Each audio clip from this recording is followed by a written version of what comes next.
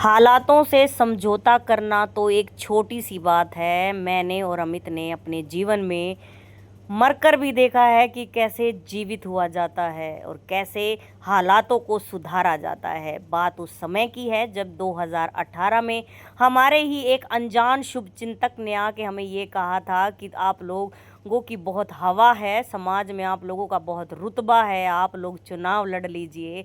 और हम पागल उसकी बातों में आकर अपने जमे जमाए काम को खो बैठे थे। बात उस समय की है।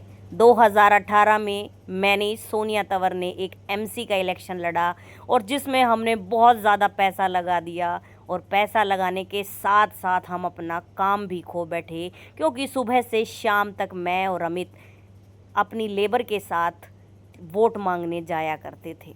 लेकिन उस समय ये बात समझ में आई कि चुनाव तो हम हार ही गए। मात्र 349 वोट मुझे मिली थी और इतनी बुरी तरीके से हारने के बाद जो हौसला टूटा था, उस हौसले की मैं कभी कल्पना करके भी आप लोगों को नहीं बता सकती। मेरे घर में 10-10 मशीनें लगी हुई थी और उन मशीनों को देखकर मुझे ऐसा लगता था कि ये वो लाशें हैं। लाशों की समान मुझे वो मशीनें नज़र आती थी। मैंने 2018 के बाद अमित को कहा कि मैं रेगुलर प्रैक्टिस करना चाहती हूँ, तो अमित ने कहा कि सोनिया हम कोई छोटी मोटी नौकरी कर लेते हैं, क्योंकि हमारा काम तो अब बंद हो गया है। और ऐसा नहीं था कि हमारे पास काम अच्छा नहीं था, हमारा काम विदेशों तक था, लेकिन हमने सारी पार्टियों को खो दिया एक मामूली से चुनाव के चक्कर में। ऑर्डर टूट गए।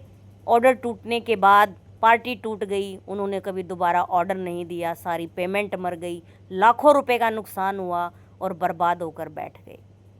अपने सारे सामान को समेटा और हम लोग एक प्राइवेट जॉब की तरफ चल दिए। मैंने वकालत करी और अमित ने वकालत में भी मेरा साथ दिया और इसके साथ साथ अमित कोई छोटा मोटा काम भी करते थे।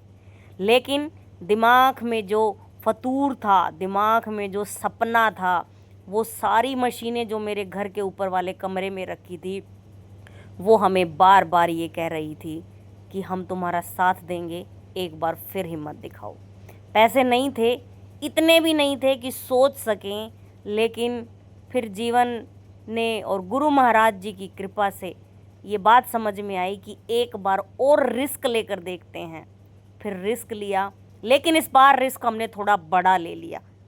अब की बार हमने रेक्सिन के जूते बनाने बंद कर दिए और हम लेदर के जूतों पर आ गए। अमित ने कहा कि अगर सोनिया अब की बार कामयाब नहीं हुए तो शायद ख़त्म हो जाएंगे, लेकिन मेहनत दिल से करते हैं, क्या पता गुरु महाराज हमारी सुन ले। हमने रिस्क लिया, अपने जीवन की सारी पूंजी, जो जैसी पूंजी हमारे पास थी, वो सब हमने अपने काम में लगा दी और गुरु महाराज जी की कृपा रही कि हमारा पहला ही जूता, लेदर का जूता, बहुत बढ़िया रिस्पॉन्स आ गया। दिन रात काम किया, कारीगरों ने साथ दिया, पुराने कारीगरों को दोबारा से सेटल किया, दोबारा कारीगरों को काम पर बुलाने के लिए उनसे रिक्वेस्ट करी, लेकिन कारीगर भी बहुत अच्छे मिले और उन्होंने अपने काम को दोबारा संभालने में हमारी मदद भी करी और उन्होंने हमारा सहयोग भी करा। जीवन के इस पूरे छोटे मोटे